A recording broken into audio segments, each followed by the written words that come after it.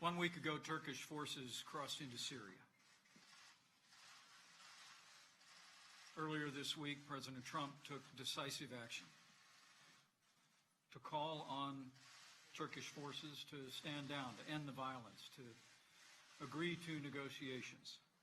And today, I'm proud to report, thanks to the strong leadership of President Donald Trump and the strong relationship between President Erdogan and Turkey and the United States of America, that today the United States and Turkey have agreed to a ceasefire in Syria. The Turkish side will pause Operation Peace Spring in order to allow for the withdrawal of YPG forces from the safe zone for 120 hours.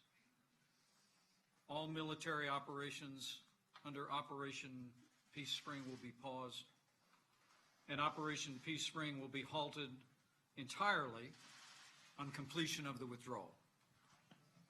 Our administration has already been in contact with Syrian Defense Forces, and we have already begun to facilitate their safe withdrawal from the nearly 20-mile wide safe zone area south of the Turkish border in Syria.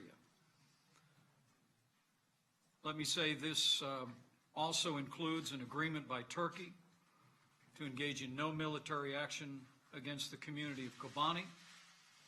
And in addition, the United States and Turkey have both mutually committed to a peaceful resolution and future for the safe zone, working on an international basis to ensure that peace and security defines this border region of Syria.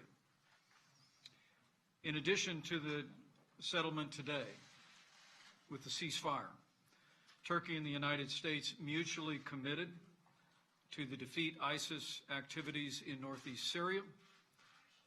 This will also include an agreement renewed today to coordinate efforts on detention facilities and internally displaced persons in formerly ISIS-controlled areas. Also, Turkey and the United States agreed on the priority of respecting vulnerable human life, human rights, and particularly the protection of religious and ethnic communities in the region. I spoke to President Trump just a few moments ago, and I know the President is very grateful for President Erdogan's willingness to step forward and to enact this ceasefire and to give an opportunity for a peaceful solution of this conflict that commenced 1 week ago. For my part, I'm grateful for the President's leadership. I'm grateful for the more than 5 hours of negotiations with President Erdogan and his team that arrived at a solution that we believe will save lives. And let me also say I'm very grateful for this team, and to be able to have alongside the Secretary of State, Mike Pompeo, our National Security Advisor, Robert O'Brien, Ambassador Jim Jeffries, and Ambassador David Satterfield. It was a great privilege.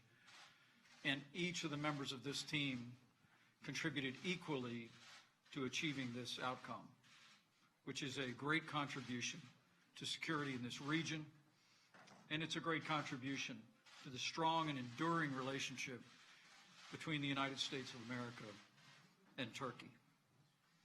Lastly, I want to express my appreciation to millions of Americans who I know were carrying this moment in prayer. We heard from people all over the country whose hearts were heavy with the loss of life in this conflict over the last week, long to see it brought to an end. And I believe their prayers, the strong leadership that President Trump provided to this moment, and the cooperation with President Erdogan and Turkey has made this possible.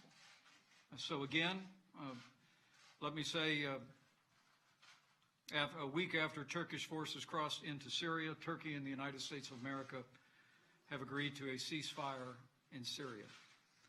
It will be a pause in military operations for 120 hours while the United States facilitates the withdrawal of YPG from the affected areas in the safe zone.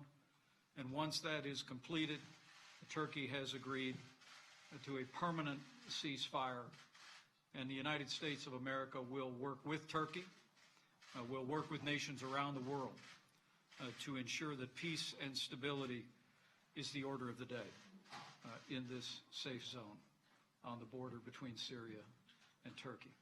With that, let me recognize Secretary of State Mike Pompeo, and thank you, Mr. Secretary, for your great work. Thank you, Mr. President. Thanks. I think the Vice President said it well. I just wanted to add this thought. There obviously remains a great deal of work to do in the region. There's lots of challenges that remain, but this effort tonight sets the conditions for the successful resolution of this particular piece, which created enormous risk and a real risk of instability. And President Erdogan's decision tonight to work alongside President Trump to achieve this ends will be one that I think will benefit Turkey a great deal. Thanks. I know you want to take some questions.